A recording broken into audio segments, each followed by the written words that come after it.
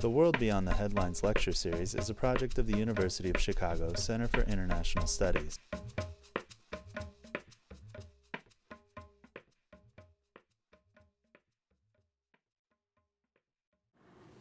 Well, thank you very much for this opportunity. I have to say that, coming to Chicago, you have these expectations of, the scrape of snow shovels and the whir of tires spinning in the slush and looking at people as they're wrapped in their parkas, peering out, and all the other unmistakable signs of springtime in Chicago. But this was a surprise. Nice day. Thank you so much. So I want to spend a little time today sort of giving you a backdrop about what is going on in agriculture now, what the lines of battle are, give you some of the structure of the Farm Bill, which is important to understand. And when we describe that structure, there are lots of ways of doing it, but we use money because ultimately it comes down to money. And I want to also start off by saying that I've given this being an academic setting, I thought even another subtitle would be good. So I'm calling it Vilsacks' Choice tonight. And that's after this quote that came at the very beginning of the Obama administration, March of 2009. Pretty heady times. Tom Vilsack had recently been sworn in as Secretary of Agriculture. And he asked, if you had $1, where would you put it? Would you give it to a child for more nutritious eating? And the implication here was a child that was really in need of some food. Or would you give it in a direct payment farm subsidy to a high-income farming operation? Which would it be? Now, President Obama's first budget actually answered that question. He was asking it rhetorically at this point.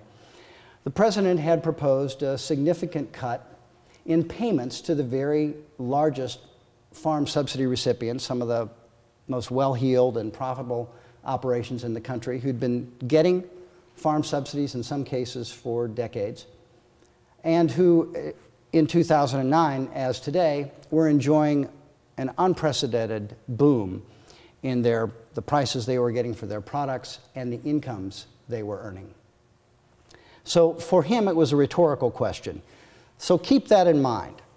Hungry kids and nutritious food, high-income farm subsidies, because as we go through the talk and end up back at that question, you'll see how it has turned out a few years later.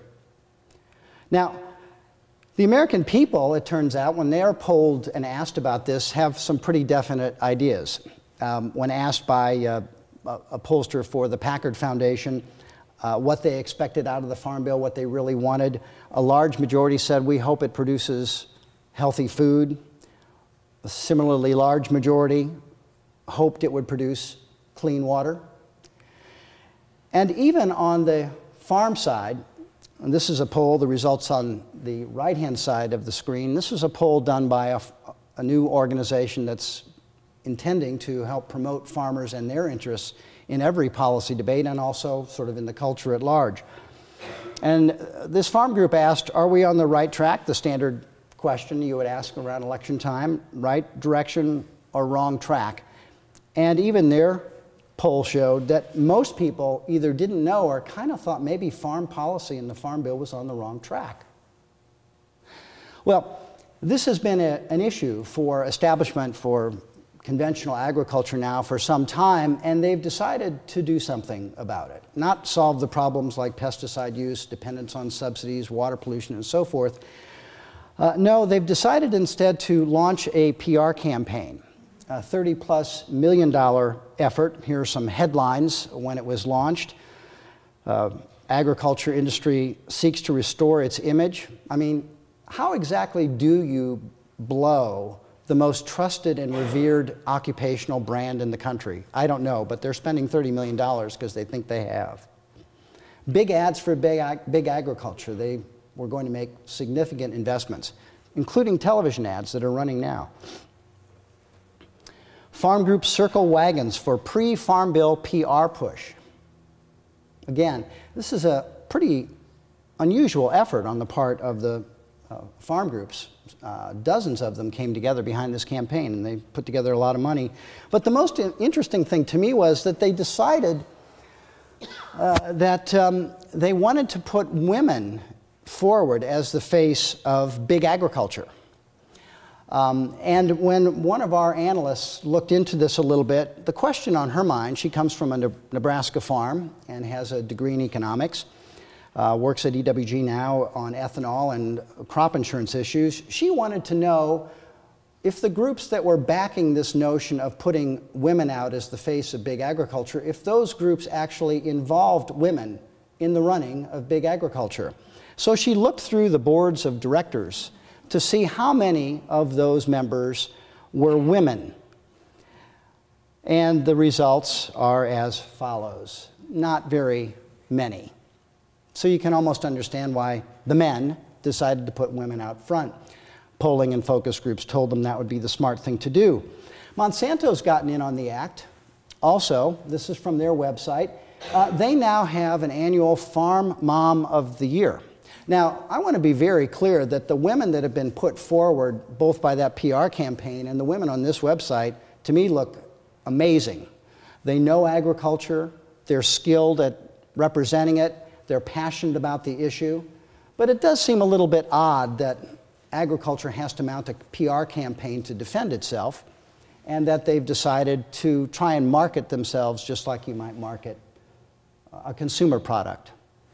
So there's Monsanto's effort. Here are some of the Monsanto contestants during the chemsuit competition.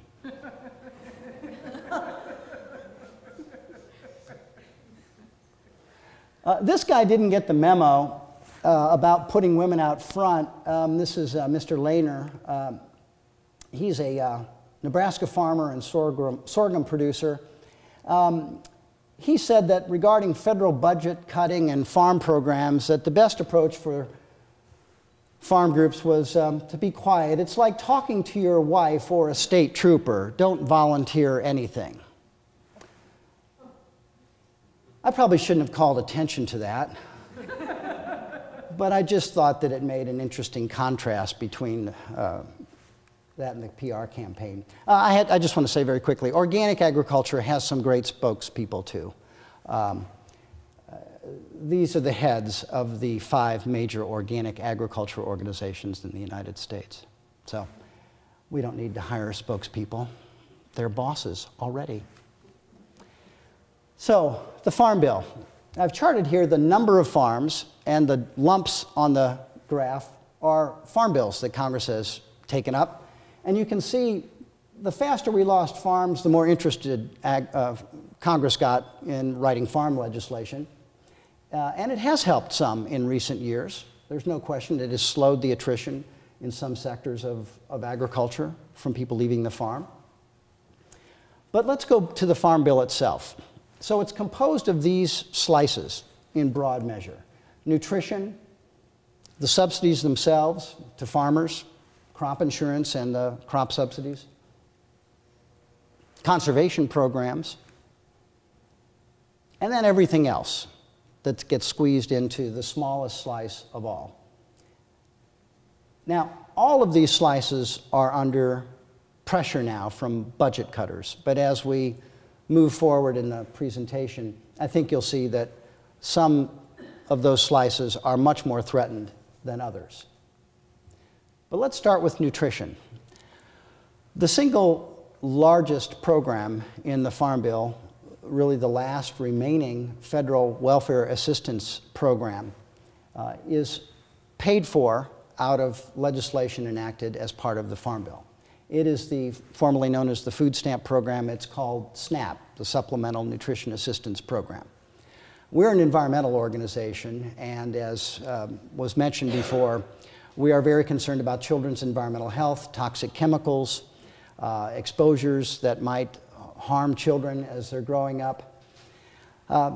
As an environmental organization, we didn't think it made any sense at all to be concerned about things children might be exposed to in their food and not also be concerned about the fact that they have enough to eat. The Environmental Working Group's top priority in the Farm Bill is protecting the food stamp program, the SNAP program, protecting the benefits to make sure, especially now, that we are taking care of those who are least able to take care of themselves. We are the only national environmental organization that's taken a stand at all on that issue, and it's our #1 priority. So about 70+% of the Farm Bill is actually taken up by the SNAP program. And of course, as the Great Recession hit the economy, the enrollment for the SNAP program just skyrocketed. Over 45 million Americans are currently in the SNAP program. It is brutally means tested. If you're in a household of 3 and you make more than $23,800, you're likely too well off to qualify for this program. The benefits are uniform for everyone, and they're rather meager, about $1.50 per beneficiary per meal per day, $4.50 a day. The average household collects about $300 a month. A substantial majority of those households have workers in them, and even then they qualify and need the food stamp program, the SNAP program, to keep them going. Half of these 45 million Americans are kids in the program. And for many of them, without this program, there simply would be no food at home, meager as it is. And I put this picture up on purpose because it shows a particularly distorted image of who the beneficiaries of the SNAP program really are. The largest single group in the SNAP program is white. African American and Hispanic people make up the other 2 major components of it. But particularly now, when this program is being demonized on the campaign trail, when there are references being made to the food stamp president, as if it was President Obama's idea or anyone's idea that we would find ourselves in such dire straits that we would have to provide for more than 45 million Americans these most minimal benefits. But that is the image, unfortunately, in a lot of people's minds. And I put it up there to remind all of us, it's wrong.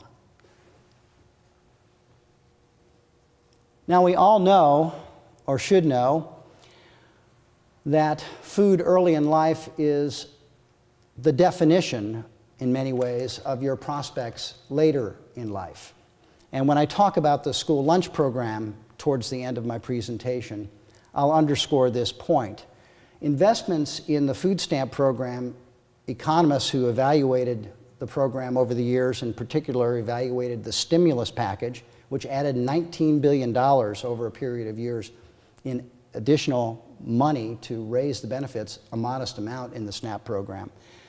They felt it was one of the most cost-effective investments that could be made within all of the stimulus legislation. Why? Because as soon as these families get benefits, they spend them and they ricochet through the economy, adding benefits throughout their communities. But the truth of the matter is, for some of these little people, not being able to get adequate nutrition makes the difference between having a healthy life. It makes a big difference in academic performance, mental aptitude. It makes a big difference in behavioral dimensions of their lives, and on and on. And the richest country in the world owes it to those kids, especially during a downturn caused by Wall Street, to provide that assistance. So that's the biggest chunk. Subsidies. It's actually a little more than $60 billion now. 10% of those recipients over the years have received 74% of the subsidy benefits. Over the years, over 60% of farmers get no subsidies at all. But of those who do, they're concentrated in the hands of the largest farmers in the country. The average payment to a large farm, just the subsidies, not crop insurance, is $30,000. Their average income, this was in 2009, it's gone up, was $180,000. And they were getting these payments then. The average payment to small farmers, about $4,000. Not far off from a food stamp benefit, but it's not means tested in the same way. The average income is about $70,000. Now, we have spent about $250 billion on farm subsidies since 1995. But to suggest that they are anything like a bailout or welfare would be incredibly unfair to bailouts and welfare. After all, bailouts are loans that are repaid, and often they're repaid with a dollop of interest on top. And welfare, as I mentioned in the context of the SNAP program, is pretty stringently means tested, if not brutally means tested. It's time limited. Farm subsidies are limited by forever or when the money runs out. There's a work requirement for able-bodied, or training requirement for able-bodied applicants to the SNAP program. There's no work requirement for farm subsidies. You don't have to farm. You can simply own a farm and have someone else farm it and still get the benefits. And of course, with respect to farm subsidies, not everyone gets the same amount of money as I showed before. The bigger you are, the more you get. The means test, if you have farm income of up to $750,000, there are no limits on the amount of money you can receive. You comply with the payment limits in the program. If you have off-farm income that's equal to $500,000 annually, this is not wealth, but annual income, you can still qualify for the farm subsidy programs. So it's hardly a means test. The program is concentrated amongst 5 crops: corn, wheat, soybeans, rice, and cotton. That's where those crops are grown. And of the 435 members of the House of Representatives, just 22 districts account for half of all that farm subsidy money. And that's both the political problem and the opportunity. But you don't, as I say, have to live in those states or in rural areas. This is a map. We publish on the internet the names and the amounts of money of farm subsidy recipients for every year going back to 1995. These are farm subsidy recipients in Chicago. Here they are in Los Angeles, Dallas, my hometown now, San Francisco, and of course our nation's capital, Washington, D.C. There's some good farming around there. Absentee owners, all of them, and they still continue to get money, sometimes tens of thousands of dollars every year, simply because they happen to own or have a stake in a farm that qualifies for the program. And of course, then there's New York City. I gave a talk at a TEDx conference a few years ago and gave people a little bit different view of Manhattan than they'd had before. These are all the farm subsidy recipients over recent years on the island of Manhattan and beyond. Does that look like a program that's doing what it's supposed to do to you? To be fair, USDA has cracked down on one problem, and they assured Congress via the General Government Accountability Project report a few years back that they are quite certain that very few farm subsidy payments made to dead farmers are being made improperly.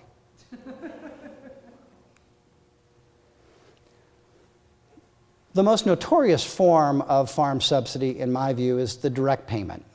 You're probably not going to believe this, but I'm going to give it a try anyway. To qualify for direct payments, you have to own or have an interest in land that has qualified, and that's point one. It doesn't matter if farm prices are sky high or incomes are sky high, as they are right now and have been for 4 or 5 years, setting new records almost every year. You still get the payment. You don't have to show up at the farm. You can stay right there in the middle of Chicago or New York City or Los Angeles or fill in the blank. Practically every zip code in the United States has farm subsidy recipients. And the payments are made pretty much on schedule through direct deposit into farmers' checking accounts. This is where we've come to from a program that was originally in the Great Depression in the 30s, and for many years afterwards, I thought a noble undertaking. It was designed to help struggling farmers who had a chance of making it on the land, give them basically the kind of payment that would allow them to weather the tough times. And sometimes that simply meant just weather their own success of overproduction of crops beyond what the market could bear. And as a consequence, when prices plunged, the government would step in and lend a helping hand. These are automatic payments that are made no matter what. So today, this year, when farming is setting record levels of export sales, record levels of net farm income, like never before, we still sent out almost $5 billion, simply because Congress couldn't get its mind around how to make a change. $5 billion. Remember that number. Now, everyone is saying that these direct payments are dead and gone. The former chairman of the House Agriculture Committee yesterday said that the Environmental Working Group had succeeded in killing direct payments, and now we were probably going to take on something else. And it is true, most observers are saying that this $5 billion is not going to continue. Some of it's going to go back to taxpayers, not a bad idea, and some of it's going to go to other important priorities. But there's something coming along in their place very rapidly. It's called crop insurance, but it's not exactly crop insurance. It's more like revenue insurance that guarantees business income. Now, if you didn't believe how the direct payment program worked, you are probably not going to believe how crop insurance works. But let me give it a try. There are about 1.1 million crop insurance policies in the country. They cover over 100 crops, although 5 of them, and you'll see that in a moment, get most of the money. You and I, all taxpayers, subsidize the premiums, on average about 60% of the cost of the coverage. We pay the insurance companies all the administrative costs for writing the policies and doing all of the underwriting tasks. And then we pay, you and I, all taxpayers, over half of any amount of claim. Billions and billions of dollars each year. I mean, I think it's fair to say that most of those 100 crops, it's everything from tomatoes to wheat to corn, pretty much have better health insurance than a lot of Americans. And it's single-payer coverage at that. Already, crop insurance premiums, which I'm showing in the orange-yellow there, cost more to all of us than the direct payments that are supposedly going to go away. And they're going to increase these premium subsidies in various ways even more. Very few crops. I think the only exception on there is maybe cotton. No, not even cotton. Rice, it's rice, that's right. Rice is the only one where direct payments are still more expensive than crop insurance. So it's no real surprise that there's a lot of interest in the subsidy lobby in moving the whole system towards more crop insurance. What they want to do is actually guarantee up to 95% of farmers' revenues with a taxpayer-supported insurance program that farmers would get for very little money. It would be all the features that I described before, the subsidized premiums. We pay the costs of the insurance companies to write the policies, and we pay over half of all claims directly out of our pockets. And that would guarantee 95% of the Olympic average, the 5-year average, throw out the high, throw out the low, of revenue that those farmers have had in recent years. And of course, those have been the record years. Now, can you imagine any other sector of the economy, in this economy, coming forward with a proposal for an income guarantee that all of us taxpayers would pay for?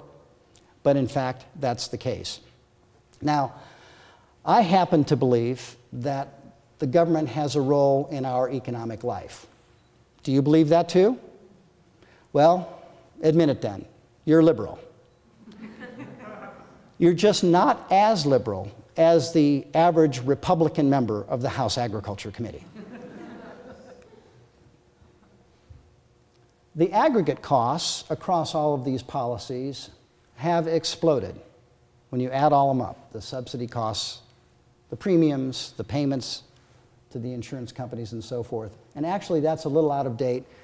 The new number for 2011, it's going to be over $10 billion in crop insurance payments. And we're looking at adding roughly $3 to $5 billion per year on top of that $10 billion if we have some of the proposals come forward from the subsidy lobby now, that we are, of course, fighting. Now this is a little sort of an eye doctor test. So we're going from this discredited direct payment program, you get the money no matter what, to an insurance program, right? That's the reform. So imagine you're in the doctor's office and you're doing that test where they switch out the lenses. Okay, so tell me, which is better? Is it this or this? You can't decide. I can never decide either. Is it this or this? Yeah. All the money is going to go, the vast majority of it, under the crop insurance program to the same farmers that have received the direct payments. Now, we are unable to track money in the insurance program. There's a provision in the law that prohibits disclosure of who is getting the premium subsidies. But thanks to a friend who's here tonight, who helped the Environmental Working Group in a lot of ways, but I just want to recognize her, Margaret Odell, who was for many years with the Joyce Foundation. And I went to her one day in the early 1990s and said, we want to continue our work on agriculture subsidy reform, but I don't want to hire a scientist to study soil erosion or water quality, and I don't want to hire a lawyer to analyze the laws or amendments, and I don't want to hire a lobbyist. I've got all those. I want to hire a computer programmer to build a database because I want to find out where all this farm subsidy money is going. So we were able, through a series of Freedom of Information Act requests and some favorable court rulings, particularly in a case involving the Washington Post, that successfully pried person-level data out on farm subsidies. And it's a great court decision to read for anyone with an interest in freedom of the press, the Freedom of Information Act, and the role of civil society in our country. We were able to get payment by payment and built a gigantic database that has generated literally thousands of stories about what's wrong with our farm subsidy system and why we're spending money this way instead of ways that the American people would probably prefer. And as a consequence, we've had a very robust debate. But if we go to this crop insurance route and we don't add transparency back in, we're not going to know who's getting the money. And one of the important foundations for the debate we've had in recent years in farm bills will be gone. Another interesting feature of the crop insurance program is that foreign parent companies own a lot of the companies that issue the policies here in the United States. So you have, Bermuda, Ireland, again with Bermuda, Japan, Canada, oh, those Canadians, Bermuda again, Puerto Rico, they're all getting the money. The Government Accountability Office issued a report just last week that was written up in the New York Times, giving us a little window into the crop insurance program that we didn't really have before, because again, that's a government agency looking into it, not a journalist or a public interest group. And they called out one farm that operated in 2 counties, growing, as I recall, tomatoes, corn, and wheat. And it received over $1.8 million from us just to pay for the premium subsidies on the crop insurance policy. $1.8 million in 1 year. And that same farm, in order to service that policy, to put it in place and service it, we also paid $309,000 just for one policy. How would you like that to work for homeowners that way? Or car insurance, for that matter. The average payment of a premium, the GAO revealed, is about $5,300. So it's going to be the same thing we saw in the crop subsidies. Payments concentrated in the largest operations, often the most profitable operations in the country. Something like 3% of the premium subsidy goes to, 30% of the premium subsidy goes to 3% of the policyholders. Highly concentrated. Now let's go to another slice of this pie. We moved on from nutrition and subsidies to conservation. What does that look like? Well, most people don't know it. But again, thanks to the Joyce Foundation and other supporters, we have worked on this for many years. The single largest investment that the federal government makes each year in conservation on private land comes through the Farm Bill, by far. In fact, it's one of the largest conservation programs in the country, in excess of $5 billion now. And all of that money was put in place, or most of it, in farm bills since 1985, when a group of outsiders, environmentalists, conservationists like me, friends of mine at the Sierra Club, the Audubon Society, the American Farmland Trust, and others, decided that we maybe should weigh in to a farm bill and see if we couldn't shift some of the investment that was being made in the direction of conservation of natural resources and the environment. And there's a good reason for doing it. Agriculture remains the single most important and largest unregulated source of water pollution. It has major impacts on wildlife habitat. Right now, in the upper Midwest, hundreds of thousands of acres are being plowed out that were in grassland and are being converted to corn with new varieties that can take the heat and take the drought. We're losing lots of wildlife habitat. We've lost most of our wetlands to agriculture over the years. So we've put in place these incredibly effective conservation programs. They're not perfect, but they're very effective. And in most of them, farmers share the cost of the conservation practices. In many cases, it's 50-50 for practices on working lands. So the message to me is, if we invested a little bit more there, we could start dealing with even more of these water quality, wildlife, and land conservation problems. The biggest program is the Conservation Reserve Program. We take right now about 30 million acres out of production that otherwise would be used to grow crops. These are 10-year contracts. We're saving 450 million tons, which is a very substantial slug of erosion from the most fragile land in the country, and converting it, in most cases, to very productive wildlife habitat. We've restored millions of acres of wetlands through this program. Stream miles, we've planted trees and perennial grasses along streams all over the country. Need to do more. Incredible accomplishment. This program itself has brought the prairie pothole region, the Central Flyway, and to some considerable degree, the Western Flyway, back from the dead. Millions and millions more waterfowl are in the Midwest and in the western United States now just because of this program, because before it was all plowed up. No place for them to breed, no place for them to survive. We still have our work cut out. This is a recent photograph of soil erosion in Iowa. And one reason we're not keeping up is we pass these farm bills, and then in the out years afterwards, when there's a lot of pressure to find money in the budget during appropriations measures, they look for ways to cut.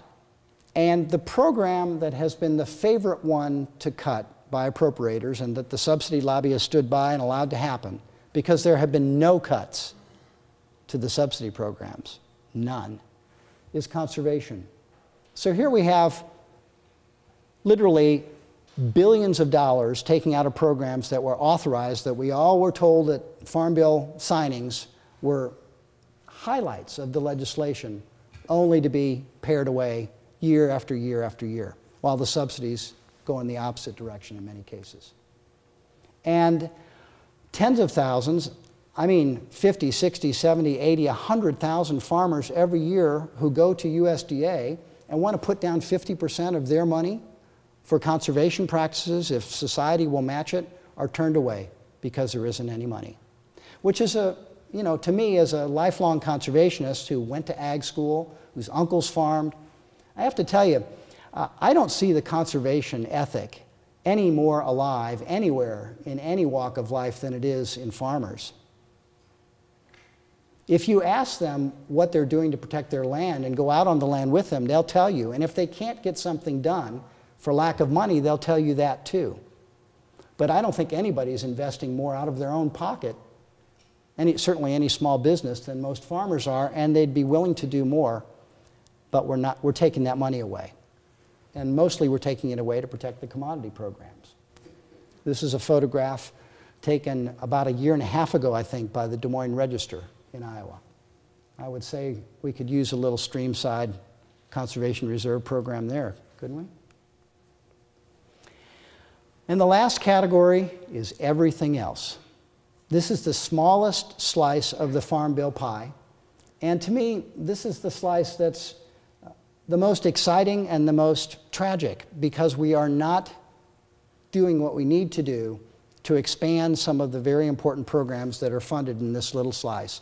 Some of them are research programs, some of them are very important energy programs for on-farm purposes, rural development, a whole range of things that we ought to be investing in, because rural America is no longer defined by agriculture in most places. It's much more diverse.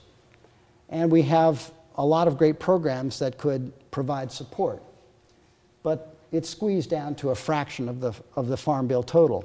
Let me give you one example of something that's funded in that little sliver.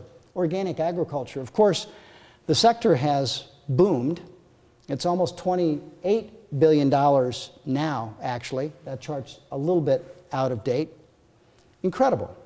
Just a few years ago, you wouldn't have expected to see organic produce in as many supermarkets as it's in now, but on a value basis, it's up above 10% of the produce in this country is organic. Really amazing.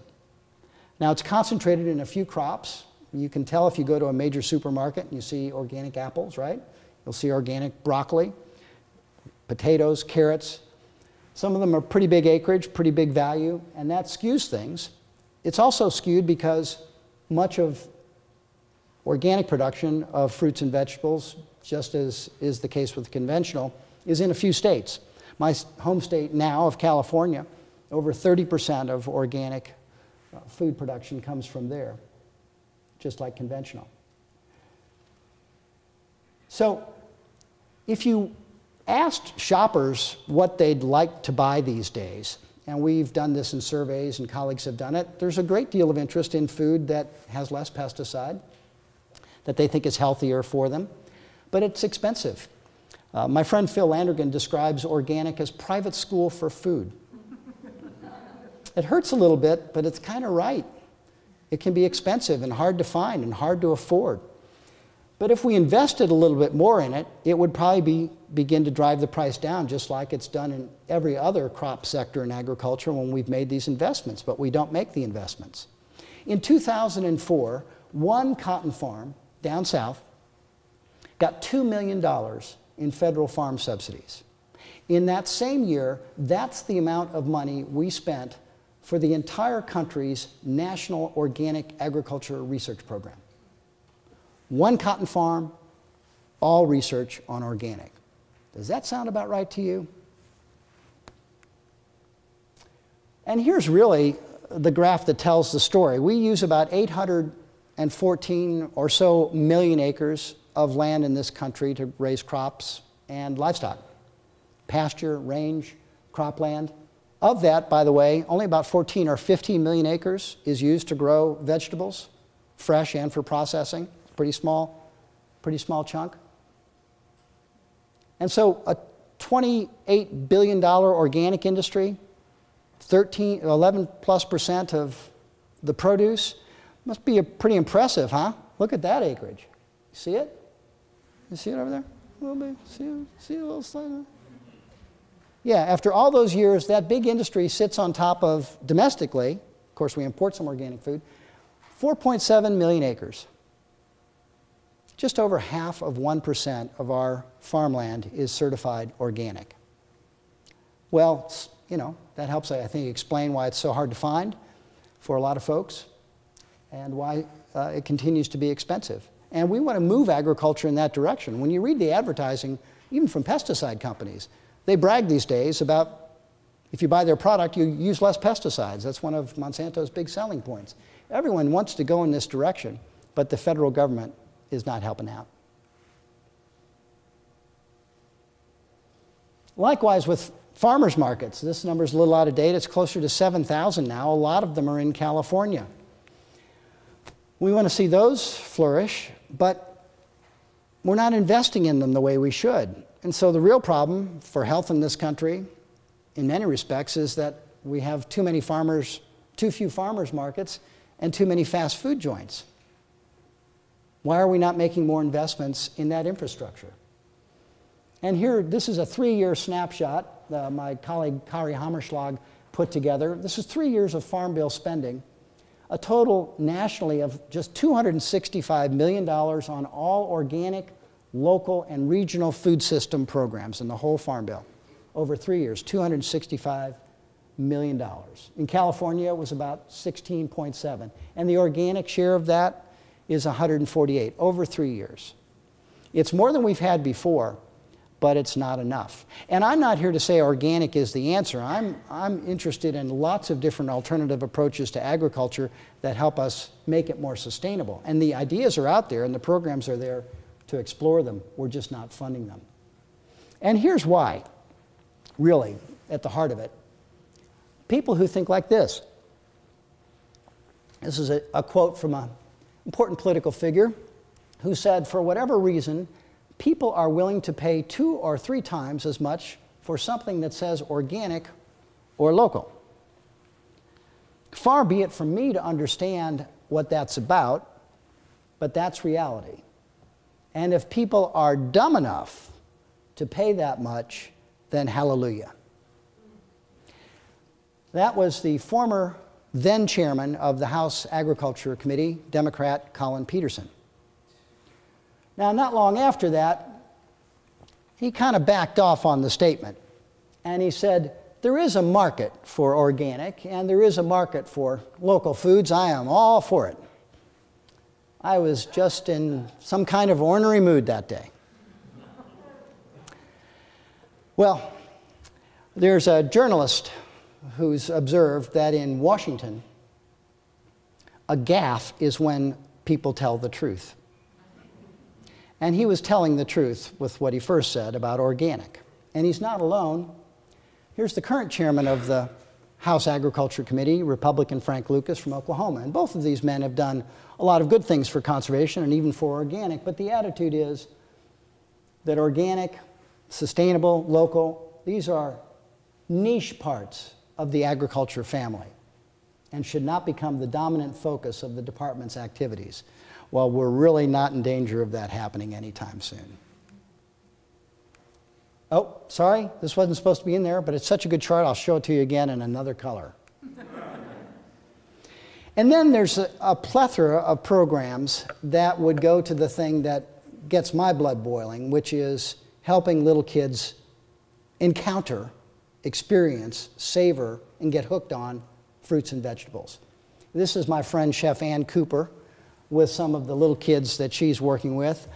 Ann has a simple idea: let's put a salad bar in every school. Some people have said, well, we don't want a salad bar, we can deliver packaged salads. And there's this competition in the produce sector to see who can do the best job of hitting price points that bring either sustainable, conventional, or organic fruits and vegetables to schools.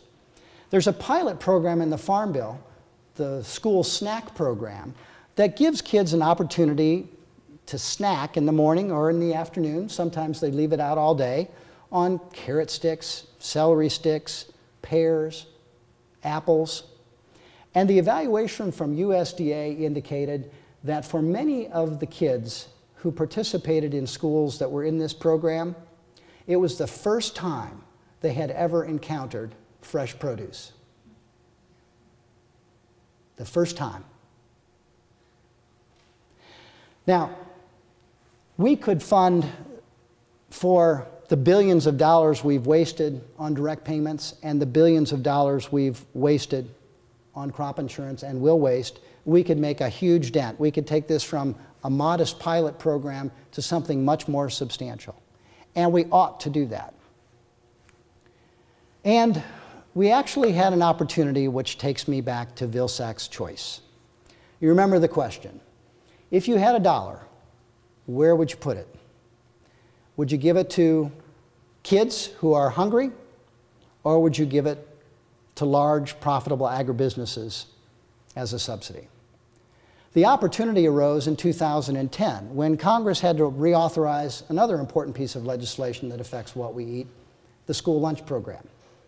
President Obama, with the bully pulpit power of Michelle Obama, the first lady behind him, proposed a very substantial increase, not enough that people really felt it was satisfactory, but a substantial increase of $1 billion a year over 10 years to the school lunch program.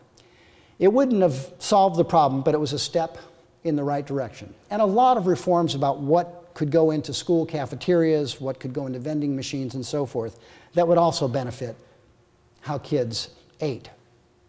And we have some serious problems. It's a crisis.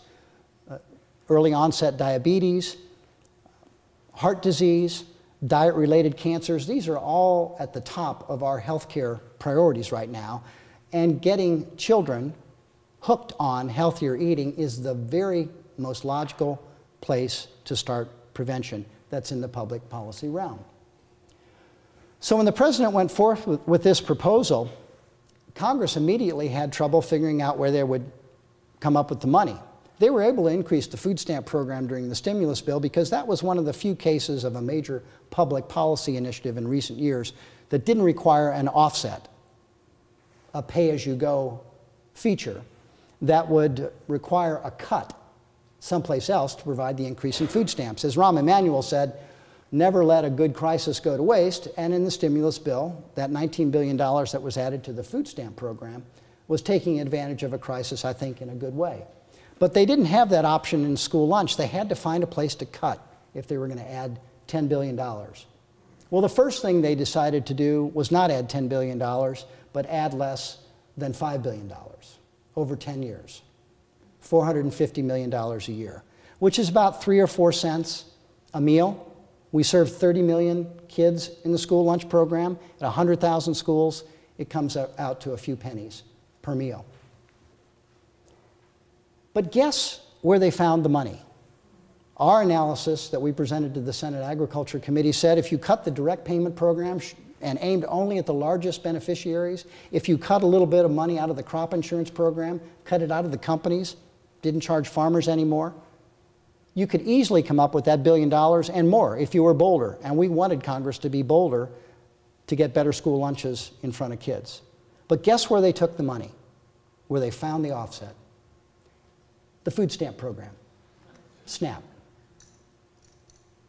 They cut the food stamp program to pay for school lunch, right? The richest country in the world, the politicians decide that what we're going to do is, in order to pay so that kids can have a slightly better lunch at school, we're going to slightly reduce what they're able to eat at home. These same low-income kids that we're so worried about. Now, what's the lesson in all of this? Well, one lesson I think that's not in it is where was the Obama administration? Because the Obama administration didn't speak out, and they were where most political machinery is at a point like this, in the back room counting votes. The real question is, where was the food movement? Where were all of us who are concerned about the direction of our food system and the priorities and how we're spending our money. How we're spending it on protection of the land, how we're spending it on the protection of our very future, our little kids. And the answer is not enough of us were making the phones ring. Not enough of us were sending emails. Not enough of us were darkening the door of these politicians who decided that when it came to Vilsacks' choice, they would punt. When it came to Vilsacks' choice, they would say what they're forever saying in Washington. It's a hypothetical question, and I don't answer hypothetical questions. And that, of course, makes those their very favorite questions of all. So my message to you tonight is that farm bills are about a choice. It's 1,000 pages of legislation. It's steeped in history. Each program has enormous detail, enormous complexities, and interest groups crowded all around it, making their case. But when you really get right down to it, it's about where we decide to invest the money in the food system every 4 to 5 years. And while I can't promise you that if you pick up the phone, which is the best way to do it, and call your member of Congress or your senators, that it will make a difference. I can't promise you that, but I can promise you this. If you don't, there is every reason to believe that the subsidy lobby is going to have its way again. If you get $2 million as a cotton subsidy recipient, you can afford your own lobbyist. And all the thousands of people milling around farmers markets it doesn't occur to them that they might want to weigh in, they don't have a lobbyist other than themselves. And if you pick up the phone or send an email, it does make a difference. That I can tell you from being a lobbyist in Washington for many, many years. Thank you for your time and your attention. I look forward to the conversation that follows.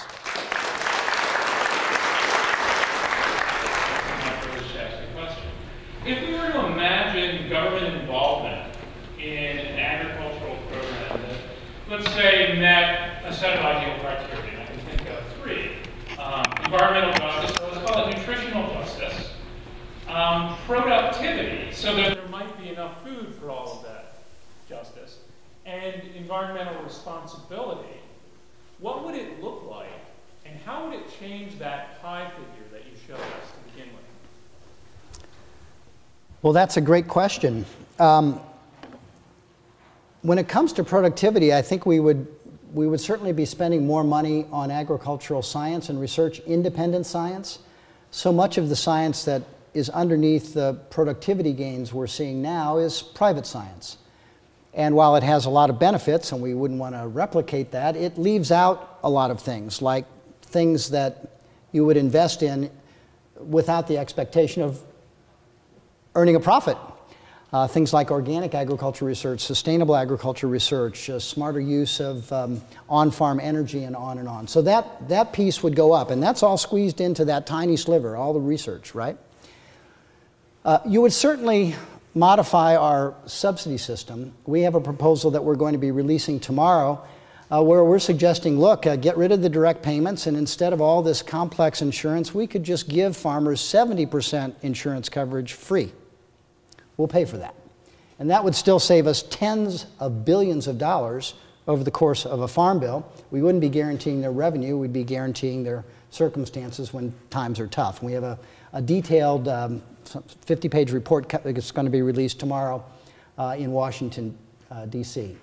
When it comes to food justice, you know, the food stamp program, the SNAP program, is really about people being unable to earn a living.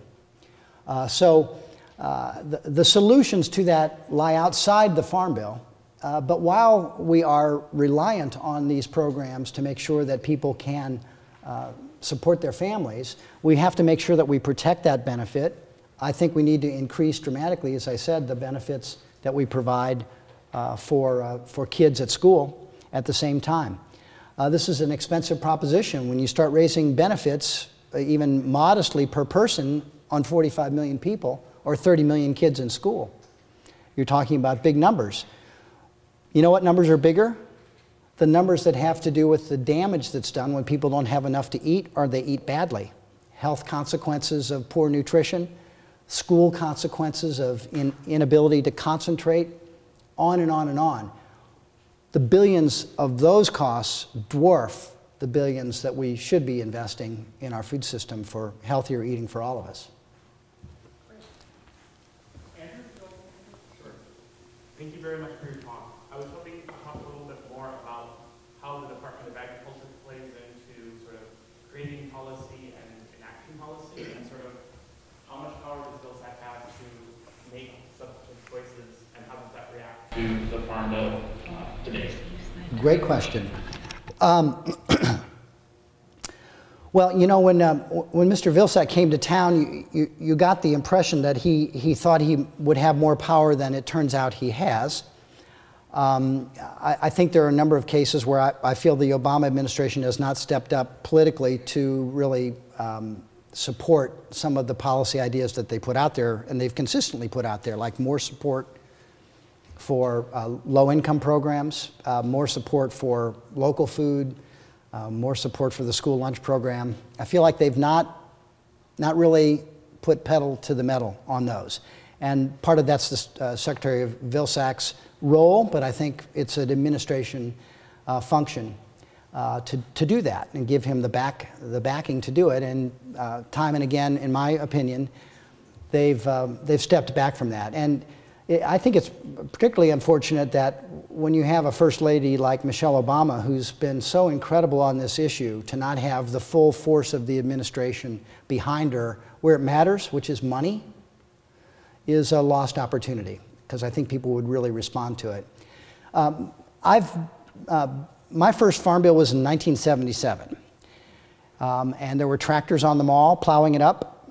Because prices were low. Secretary Butts, the former secretary at that time, had advised farmers to plant fence row to feed the world. They did that. They tore out generations of conservation practices, hedges, fence rows that were protected for wildlife.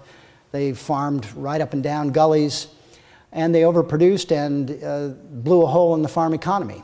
Prices plunged, incomes plunged. Land prices actually even dipped, a huge foreclosure rate, really a grim period. And farmers were extremely angry and upset about it. And so they drove to Washington on their tractors and literally plowed up the mall in protest. In all of that time, I have seen secretaries of agriculture play important leadership roles. Often they're not submitting legislation, but sometimes they do. And just perhaps to go against type a little bit, or what you think my type might be, I have to say that one of the most aggressive, and I think in many ways progressive, administrations for agriculture policy was the recent Bush administration.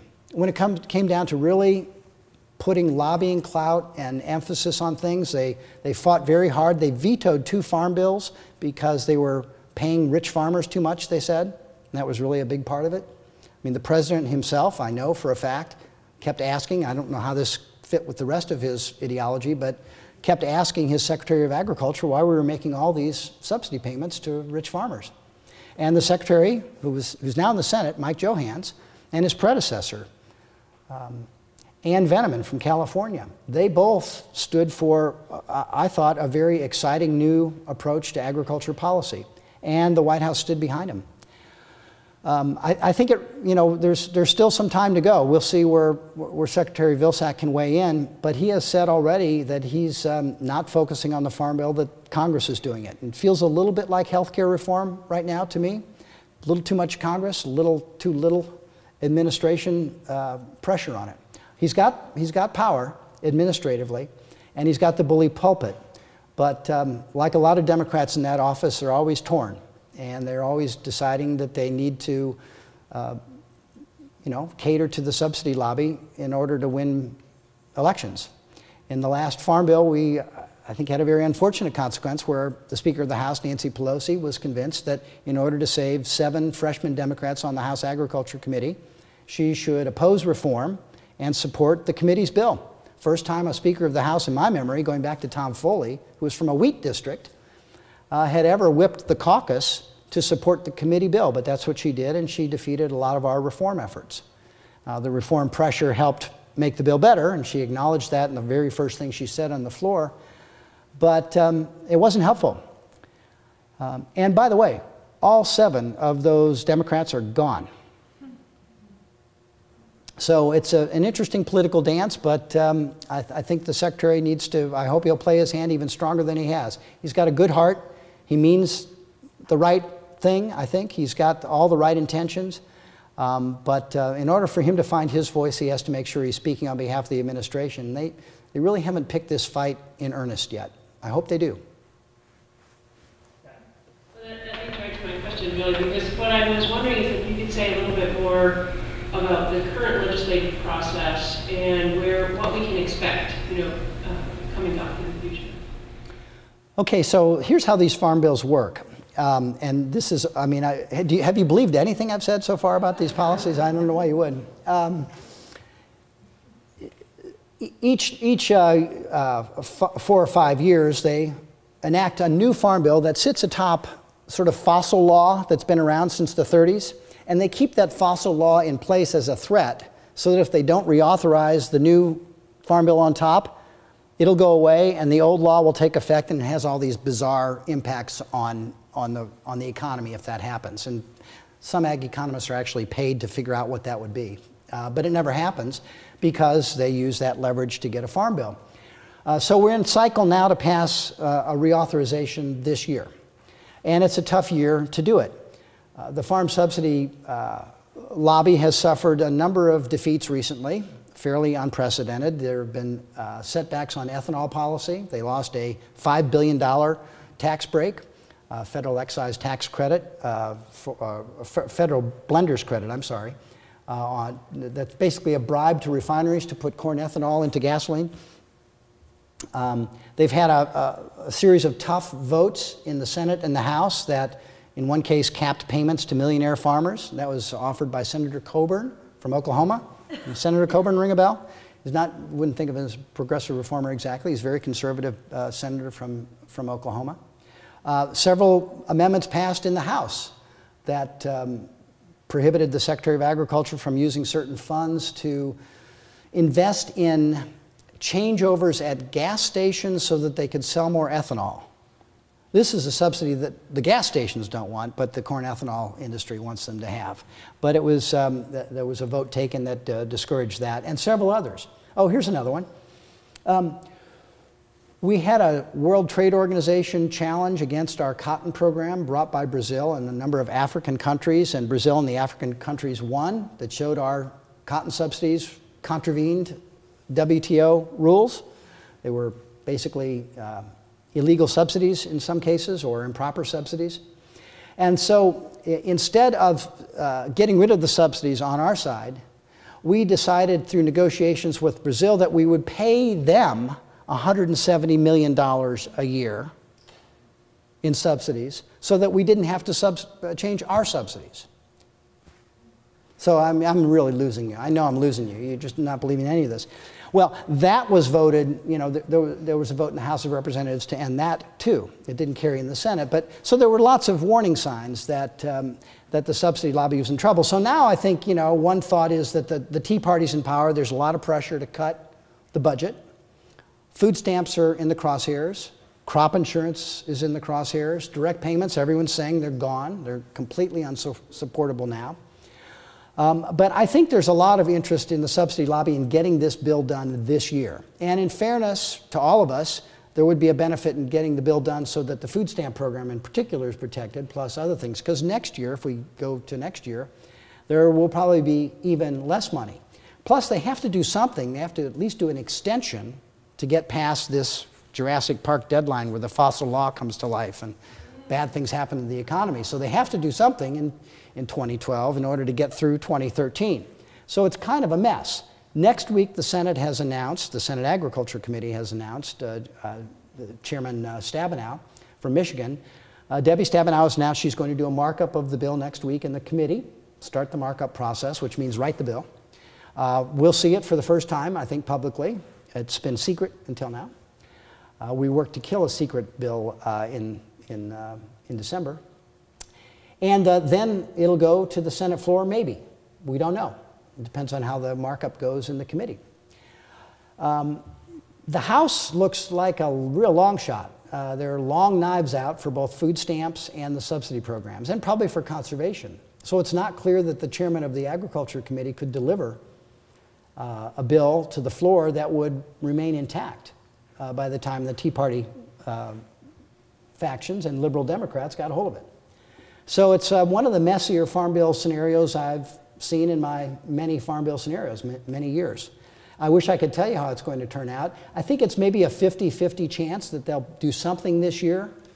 And if they can do it as part of a bigger piece of legislation that insulates the farm bill from amendments, they'll try and do that, because the floor amendments are the ones that they worry about. You get on the Ag Committee to give away farm subsidy money, and you make a deal with food stamps and conservation. But that's basically what gets you on the Ag Committee, is those farm subsidy payments. If it looks like that's going to come apart on the floor of the House and the Senate, that's a big problem. So they try and lock all of that in. And failing that, you put it in a piece of legislation that's hard to amend. Big budget resolution, an omnibus, where there's so many deals in there that people feel that they can't offer an amendment for fear that they'll lose something that they care about. So it's going to be an interesting year, and we have, we have a whole group of lobbyists at EWG up there working on the bill every day. They were up there today, sending me emails, telling me how it was going. And it's a mess. It's tough. But that's the short-term outlook. Yes, I found your presentation very informative. Thank you. My question is, do you see any relationship between the Farm Bill and the growth of what has been labeled food deserts in many urban areas? That's a very good question. Thank you. You know, I think that falls in the category of lost opportunities. I don't think you could argue that by subsidizing corn, we're causing food deserts. But if we didn't subsidize corn and spent that money otherwise, we might have some very good investment opportunities for us to promote local, sustainable agriculture and some alternative systems that are out there that I find very, very promising, especially getting young people involved, like Food Corps. A couple of my friends started this, it's very exciting enterprise. I think there are just tremendous opportunities for urban agriculture, for young farmers to get them back to the land, and I think for dealing with this problem in big cities all over the country. And it's not just big cities that have food deserts. There's a great film that's coming out I think in November. It's now called Finding North. It's the working title. A friend of mine, Lori Silverbush, was the director and producer.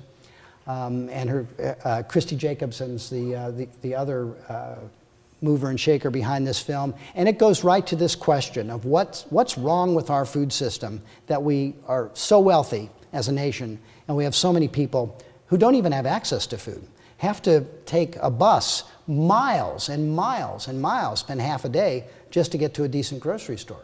It's outrageous. And I think if we put our heads together and had some money to invest, probably in combination with the private sector, we could do a lot about it. But we're not spending the money there. We're spending on things that I think are wasteful. Hi, Yes. and thank you for the talk. Sure, thank you. I'm wondering, it's been my experience that when the well-heeled have lobbyists, and then lobbyists have familiar working relationships with politicians, that there's often a couple of key arguments that they persist on using. And that's typically because there's like a core of truth, maybe, wrapped in a bunch of lies, but at least there's some truth to what they're saying, that it has some force. And I'm wondering if you could identify for us a couple of the most effective arguments that the subsidizing lobbyists have been using over the years and continue to use. Great. Yeah, that's a great one. We have lots of sort of myth versus fact materials on our website at ewg.org that pick apart some of these, because you're right. That's exactly the culture that forms. They find a good talking point. Of course, on our side, we do the same thing, and they use it. So without farm subsidies, we could starve. I mean, we could literally starve. That's one of the talking points. Now, I don't know about you. I think it's fair to say we're pretty dumb in the big city, but we ain't eating cotton yet. So we could at least get rid of the cotton subsidies, I think, and we wouldn't probably starve. We could also make investments in lots of other things. For example, the school lunch program. If we dramatically increased the money we were paying to get fresh fruits and vegetables into the school lunch program, farmers would be growing those crops. It's just not the farmers maybe who prefer to grow corn and wheat and rice and cotton right now. We'd still be supporting the economy. So it's pretty hard to make the case when we export so much, when we are putting 40% of our corn into ethanol. It's pretty hard to make the case when you look at the subsidy lobby that they're that concerned about domestic hunger in the United States and that that's the purpose of the subsidies. Here's another one. If we didn't provide farm subsidies, farmers, no one would be farming. People would stop farming, and then small towns would shrivel up, and schools in rural areas would no longer function, and so forth. Well, if you look at census data, you see that despite subsidies, and in fact, perhaps because of them, rural areas are already drying up. These huge investments that we've made in capitalizing agriculture, bringing equipment in to replace labor, bringing capital in to replace management even, in many cases, that has caused entire parts of rural America to thin out. These small towns all over the Midwest are drying up and disappearing. We're also not focused on family farm agriculture when we have a policy in place that rewards you no matter how big you get. I mean, if you can subdivide your farm and create a paper shell that allows you to collect millions and millions of dollars by putting dozens of people on the farm as owners of the farm, various farm businesses, basically evading all payment limits, that's not really a policy that seems to me designed to create more opportunity in production agriculture for those folks. And then the final argument that you hear all the time is, if we stopped farm subsidies, we could become dependent on other countries for our food the way we're dependent on other countries for our oil. I'm just saying. This is one of my favorite arguments, and no one really says it with a straight face very much. They tend to say it on the House floor when they get to give a speech and no one's there much to respond. Let's face it, even if you just look at our oil, where most of it comes from now, the boogeyman that people are trying to invoke is, of course, Middle Eastern oil. And the biggest source of foreign oil for us now is Mexico and Canada. Those are in Venezuela.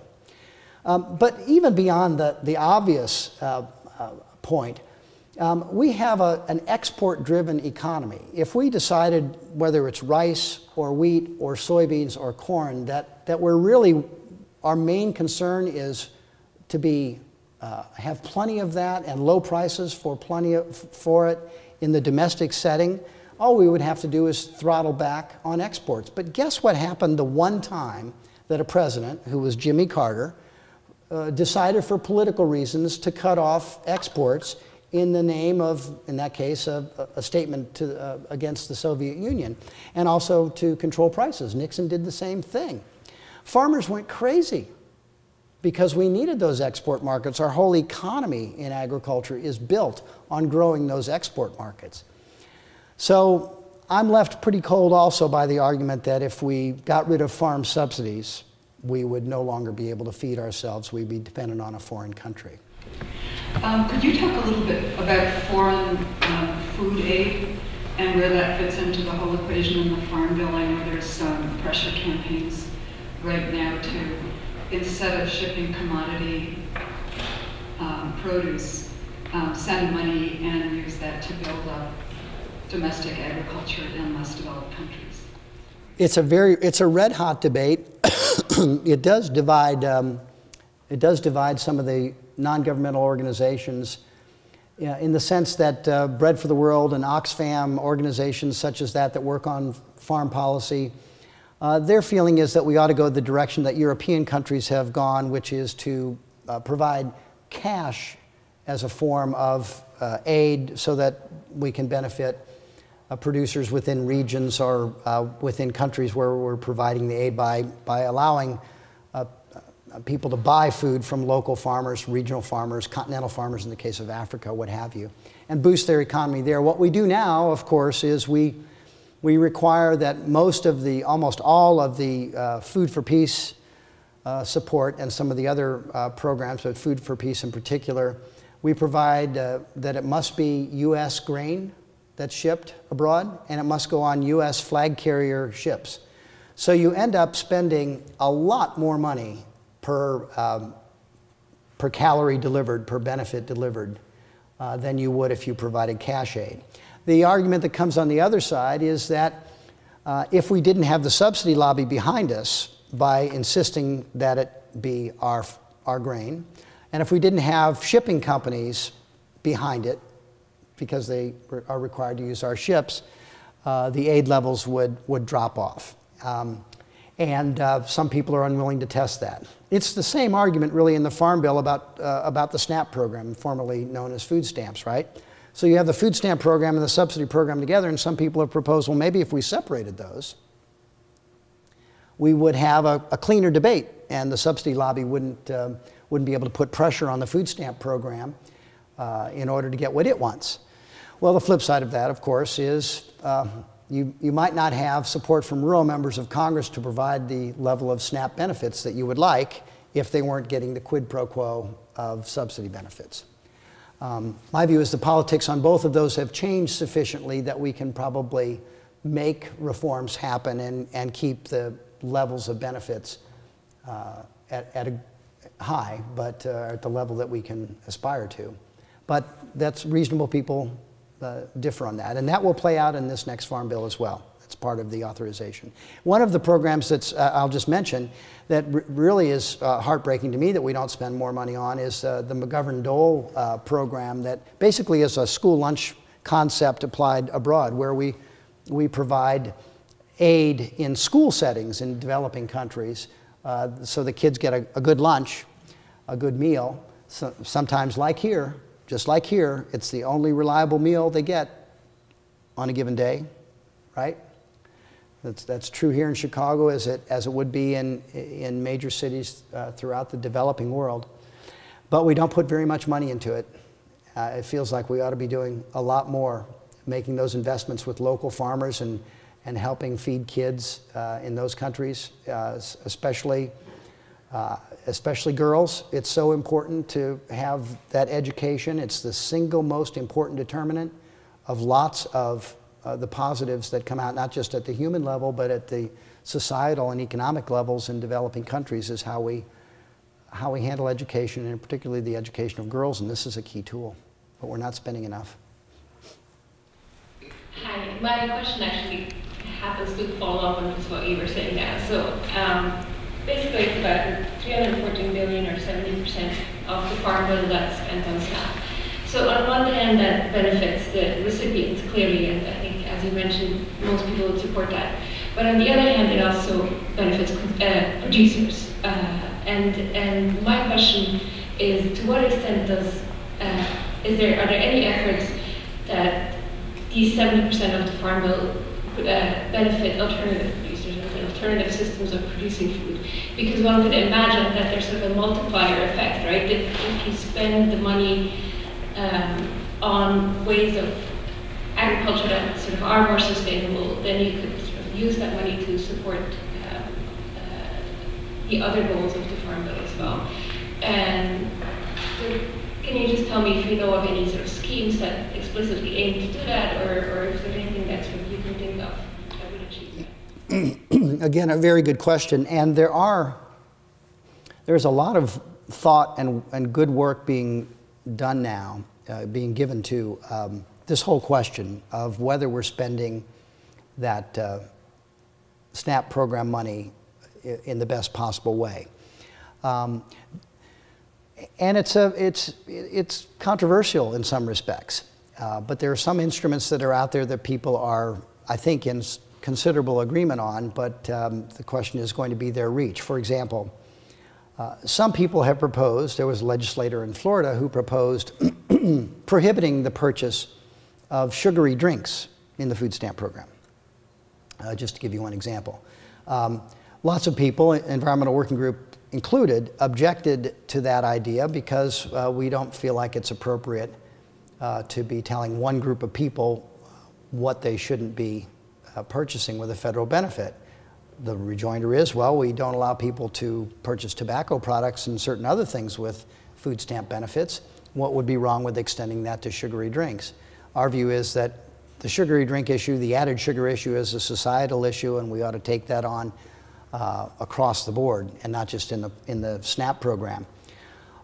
Another approach to that is more palatable but has its own problems, is maybe we should add additional benefits under SNAP for the purchase of healthier foods, fruits and vegetables, for example, which are oftentimes much less affordable, calorie for calorie, than junk food. And we all know the problem. When we've been short on money, you often simply can't afford that beautiful apple or the banana or what have you, but you can afford a couple of bags of chips. And that might get you through a few hours. The idea of adding benefits, I think, has a lot of appeal. Under a couple of circumstances, it would be, I think, near unanimous appeal. One, if it's new money. In other words, if we weren't reducing the benefit from somebody else in order to add more fruits and vegetables to a privileged subset of that of SNAP recipients. And secondly, it's a question of scale. Again, if you're at 45+ million people, how much can you afford to increase the benefit targeted to fruits and vegetables, which would have the impact you're talking about, right? You would send a demand signal back to the system that more fruits and vegetables should be produced, and as a consequence, you'd help farmers. Makes a lot of sense, but it could be costly. So right now, most of those things, the Double Up Bucks program, and there's another one, I can't remember the name of it, and they're on a pilot basis. Mostly they've been funded by foundations who have added money at farmers markets, and they're experimenting with a few grocery stores now, small chains, so that beneficiaries could go in with their electronic benefit transfer card, and if they have fruits and vegetables, they're able to buy more of that. They basically get double the value of the food stamp benefit for fruits and vegetables. And we'll see how it goes. I think if it shows the promise that it's shown in some of the evaluations I've seen, it's worth looking at. But it's a very tricky proposition to figure out how to do that. And of course, the food companies have been very insistent that, just as in the case of school lunch, they're fighting hard against any kind of restrictions that might reduce the profits that they earn from purchases through the food stamp program by walling off certain types of products. So that's a big lobby to go up against. Yeah, Mr. Cook, I appreciate you coming in and talking to us today on the 24 Farm Bill. Having grown on a family farm, I know it's often not very often that we have time to talk about agriculture and that sort of thing, so I appreciate that. But I think you kind of did a poor job of painting how traditional farmers are thinking about the 24 Farm Bill, especially when it comes to subsidies. I know the farmers I talk to take products that are in a serious situation and are really willing to let go of direct payments and see reform subsidies. But at the same time, as you probably know, farming is a very capital-intensive system, a lot of risk that's involved, especially with the way how one day you can have your entire crop hailed out. And so there has to be some type of crop insurance or safety net for farmers. Ideally, how would you have the subsidies reform then to make it so this traditional farming, family farms can be maintained at the same time? It's a great question.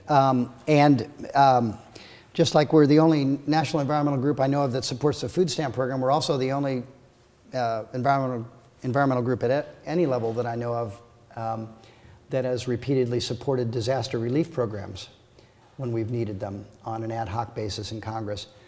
You're exactly right. An idea that we're putting out tomorrow is that we ought to provide free coverage of up to 70% for exactly those kind of situations, with an option for farmers to buy up additional coverage for either revenue or crop loss if they want it, and that the government would pay the entire cost of the policy.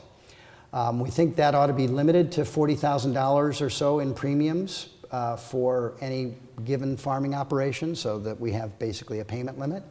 We think it ought to be contingent on playing by certain conservation rules. We have a whole set of rules I didn't talk about now. So when you get a conventional crop subsidy, you're supposed to abide by rules that protect marginal land and wetlands. You can't plow up erodible land, you can't drain wetlands and still get a subsidy.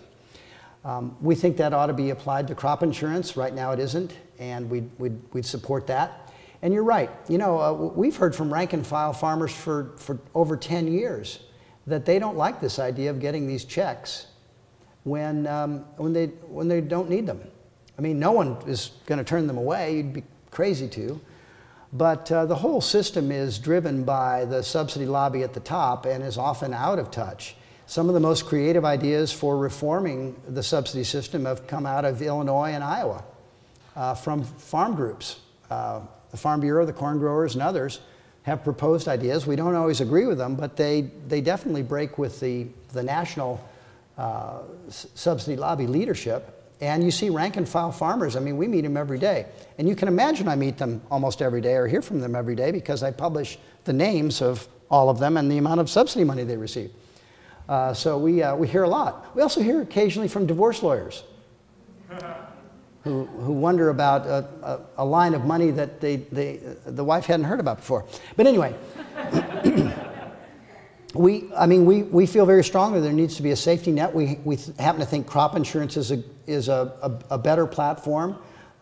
We still, I think, would like to consider some of the older mechanisms, such as loans, that would kick in so that farmers wouldn't have to worry about the low prices at harvest time. Those can be done for fairly low cost. But boy, you don't see much support for those kinds of things in a lot of the major farm groups today. They've all gone to some version of crop insurance, with the exception of the National Farm Bureau. Farm Bureau has a different proposal, and the cotton growers have a different proposal. So, but I think you raise a very good point. And I don't mean to imply that farmers don't have diverse views on these topics, just because they tend to speak or try to speak with one voice around Farm Bill lobbying. This time it's not been one voice. There's been more discord, more debate. It's been interesting to see. But rank and file farmers are strong conservationists. They spend a lot of their own money on conservation. They don't like government payments, but in many cases they're getting them despite that. We get quite a few inquiries from people asking us what a payment was for, and they're getting it. Because it's so confusing. You look at our database sometime and look at all the payment categories, and people sometimes will call up and they will object and say that they weren't getting a subsidy and we should take that listing off the site. I got a call from a I won't name the chemical company, but it was DuPont.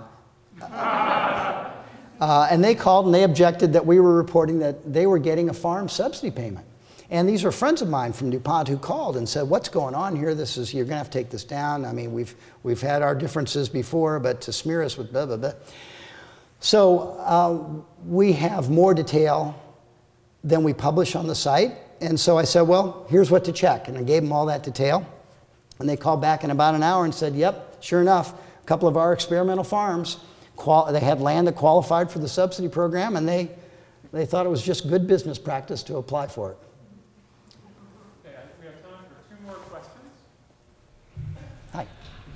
Thank you for coming to speak to us today. Your presentation was very entertaining and informative. However, I am surprised that you got through the whole thing without mentioning the O word, obesity. The overweight and obesity, 70% of the population is overweight or obese, and the Farm Bill has a lot to do with obesity and overweight and just general health. what needs to happen to fight obesity and overweight is to make healthy foods cheaper and easier and more convenient to consume and prepare than preparing processed and fast foods. Is obesity coming up in the discussions on Capitol Hill? It is, and I should have mentioned it. I tend to mention the diseases that are related to that as opposed to obesity itself. And so, you know, diabetes often related to that, heart disease of all kinds, diet-related cancers. And people are talking about this a great deal. For the most part, our view at EWG is that this is another one of those problems of what we're not investing in as opposed to what we are. We would love to see more affordable and accessible healthy food, fruits and vegetables, healthier eating patterns, whole grains, less added sugar, all of those things that are contributing to these health problems, including obesity. The trick becomes figuring out causation, and making sure you've really got a link, and then figuring out what you can do about it that makes sense. So let me give you an example. We would grow, we're producing probably 95 million acres worth of corn this year. There's a farmer, right? Record number. I mean, it's an incredible amount of corn. Huge area. Without the subsidy system, maybe without ethanol, without some of the other provisions of law, we'd still be producing 75 or 80 million acres of corn. We're going to grow corn, and we're going to produce corn feed for animals and high fructose corn syrup. Just, that's going to happen, right? With no subsidies. A lot of that's going to happen. And so the question then becomes, all right, if getting rid of the subsidies doesn't raise the cost of high fructose corn syrup in some way that makes it unaffordable, or raise the cost of cane sugar or beet sugar or what have you, in such a way that you change behavior then because people would eat less of it because it was too expensive, you're back to, well, how do we make fruits and vegetables less expensive? And so there the problem becomes that most produce growers don't want subsidies. In fact, they're pretty clear that they don't want to have imposed on them the same kind of system that was imposed on corn, wheat, soybeans, rice, and cotton, or that, I should say, not imposed on, but that they accepted and participated in developing. So what do you do? And that's where we've continually gone back to the mechanisms that we think make the most sense in this Farm Bill. Now, there are other laws out there that you could fiddle with and worth doing.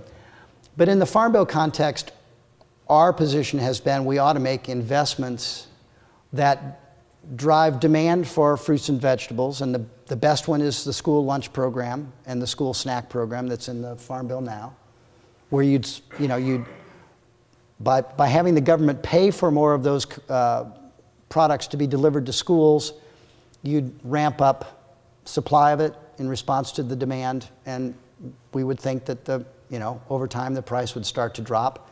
The prices are starting to drop in real terms for organic already, and other fruits and vegetables that we think would be the same if we raise demand.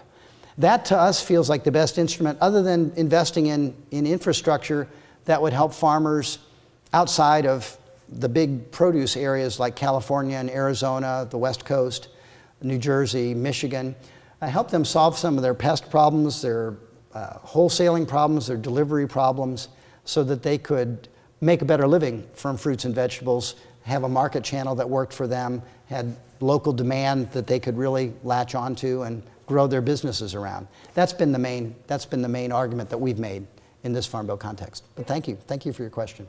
Final question? Oh, just one. This is short. Okay. Two final questions. Yeah, we're good.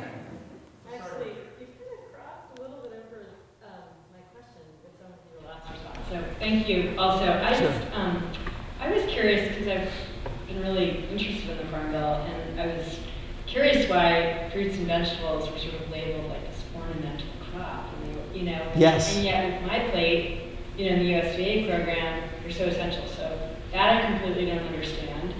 And it's goofy. And then that kind of goes to my more local concern and what we can do. I'm a parent in a Chicago public school. My kids go to a dual language program where it's 65, almost 70% low-income community. And I'm working really hard with a bunch of people to try and change our culture. And you know, the school lunch program believes in the school lunch program, it's a school food program, because we have breakfast too. So yes. Our kids are getting, you know, up to 10 out of 21 of their meals a week at school. Yes. So I do feel like, wow, we can make such a big impact if we fed children well at school. But then you go back to the home culture, and I sort of think, like, with your cumulative knowledge and all of the conversations that you've had, what can we do to kind of impact our own communities and work with adults who are actually preparing food in those remaining 12 meals a week to make better choices when there is that argument of, you know, even if you live in a food desert and a market opened up right next door to your home and started selling fresh chicken, you know, calorie for calorie, like you said, you know, read Bittman on like what's a calorie, it's cheaper to buy the convenient stuff and go buy that chicken breast. So how can we influence our cultures, you know, even in our small communities, to change choices? And part of it goes to that whole fruit and vegetable thing, because we have that snack program in our school, and it is the first time kids, because we don't get just apples, we get like kiwi, mango, and interesting fruits, radishes, things that people haven't seen. So it's a great program, but I just wonder like how that fruit and vegetable my plate thing is so narrow when we're talking about trying to impact our culture to embrace it in a broader way. Sure. Well, the first thing you mentioned, in the world of agriculture policy, fruits and vegetables are called specialty crops. Is that the weird? I mean, specialty crops, like the things you eat, are specialty. But corn is, that's a crop. Now that's a crop. It's so silly, and the silliest thing of all is the people who use the term most reflexively are the people it hurts the most, which are the people who grow specialty crops. So anyway, that's the way it works. I've been in arguments with people for years to call it, you know, we could call it food. Just one idea. I think there are a lot of exciting. A lot of people are thinking the way you're thinking, mom, and community organizer. I mean, a lot of people, at every time I give a talk, someone asks a version of that question, either during the formal Q&A or they come up afterwards, what can I do? And we're starting to put together some resources, but there are some out there already for parents to grab onto. Much better organized. We're not organizers at EWG, but there are some great organizers out there. Food Fight in New York City, I think, is doing some really interesting work. We're publishing something called Good Food on a Tight Budget. We hired a nutritionist at the Environmental Working. See, Margaret, you thought we were crazy on the computer programmer, and now we've hired a nutritionist last summer, and we're putting out Good Food on a Tight Budget that's exploring some of these very issues of how you can find your way to healthier eating with yes, we are publishing those bilingually, and but here's the thing: it requires cooking, right? Which is also, it's a big part of what you know, the exciting thing that's going on now. I mean, I'm sure I'm not the only one who's noticed that all the hot chefs are talking about health, and all the great celebrity doctors cook. And so there's this incredible you know, convergence of communities now, and a lot of energy is going into, for everyone from Jamie Oliver, you know, on down. I probably shouldn't say on down, but you know what I mean. He's staked his whole reputation on trying to go into some of these communities and just, you know, shake things up. And I think the tools that are out there are very exciting for organizers. It's very discouraging. I know parents at some of the fanciest, most expensive schools in San Francisco who cannot get what they consider to be decent food served in their school. And it makes them wonder, you know, where could you possibly do it if you can't do it here? And sure enough, you can find examples in rural Alabama where they're doing it. So a lot of it's personality, a lot of it is, you know, salesmanship, a lot of it's ability to lobby. There's a lot of those skills that go on in good organizing that can kind of pick that lock, but it's a tough one. But I've never seen so much energy around that very issue as I'm seeing these days. So we're hoping to contribute in some small way to the groups that are out there doing the leadership role, playing the leadership role. Yes, sir. Yes, I appreciate you talking. Mr. Cook? Yes, sir. My name is Will. I got an email from the environmental group that has something to do with environment. Right? I'm going to talk about this real-based. I heard everything about the food. I respect the farmers. I hate the rich get all that money. Can you just be real-based and tell us about drinking water in plastic bottles? About what? I'm sorry? Drinking water in plastic bottles. Drinking water in plastic bottles. Okay, yeah, I will tell you. I'm drinking. Well, we have a lot of information about plastic bottles and drinking out of them. Here's what we recommend. We have a lot of stuff on our website about this. We're in favor of, and then I'll tell you a funny story about a water company. We're in favor of people shifting to tap water and maybe getting a filter, which can be cheap, and using a reusable bottle as opposed to buying bottled water all the time. Now, if you're someplace where the choice is between buying a bottle of water and a sugary drink, buy the bottled water. And in some places, they're trying to fix this problem by, like in airports and college campuses, maybe here at the university even, filtration spots where you can refill your stainless steel bottle. And we recommend stainless steel as opposed to most plastics. They've gotten rid of BPA. We campaigned on that for a long time, a chemical plastic additive that we're worried about. But we don't know what, in many cases, is in the plastic that they're using to replace it. So we're inclined to support stainless steel. And then here's my funny story, and I can't tell you the name of the company, and this time I really won't, so don't try and trick me. Big company that sold bottled water for many years. Most profitable thing that the company sold. And they made a commitment, and this is bottled water that's, you know, in sort of personal size, and then lots of bottled water deliveries, these big plastic bottles, these big trucks that they made a commitment a few years ago to, when someone from an office building or a school called and said, I'd like bottled water, to discourage them from buying it and instead buy an in situ filtration system that they made a lot less money on than the water deliveries, but that they felt made a lot more sense environmentally. And so this is a message you can take to wherever your workplace is if you have this issue. Instead of having those bottles hauled in and put on top of the cooler, and 1 out of 6 of them, by our experience, is dropped when it's put on the cooler, sometimes on a foot with a great mess. Put a filtration system in, either under the sink or get a separate freestanding one, and then a whole office or a whole school or whatever can begin benefiting from that. You reduce your exposure to some of the chemicals that might be in the plastic bottles when they're heated and cleaned. You reduce the environmental footprint from the litter of individual bottles. You reduce the traffic from the trucks delivering the bottles. It works all around, which is why I respect Culligan so much. What about a tap? That's it. A tap. Yeah, we drink at home right now unfiltered tap water where I live in California. When I lived in Maryland, we had a filtration system put in. It was expensive.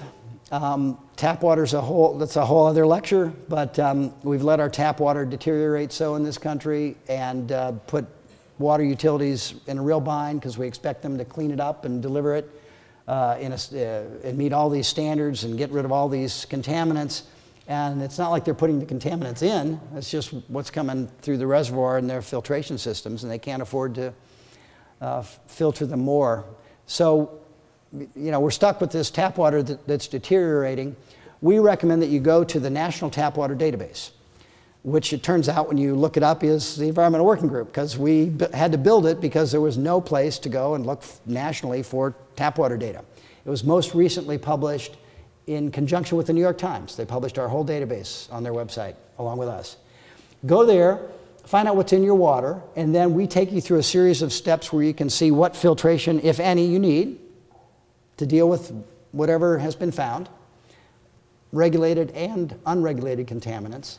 A lot of contaminants that are legal, they're just not necessarily safe.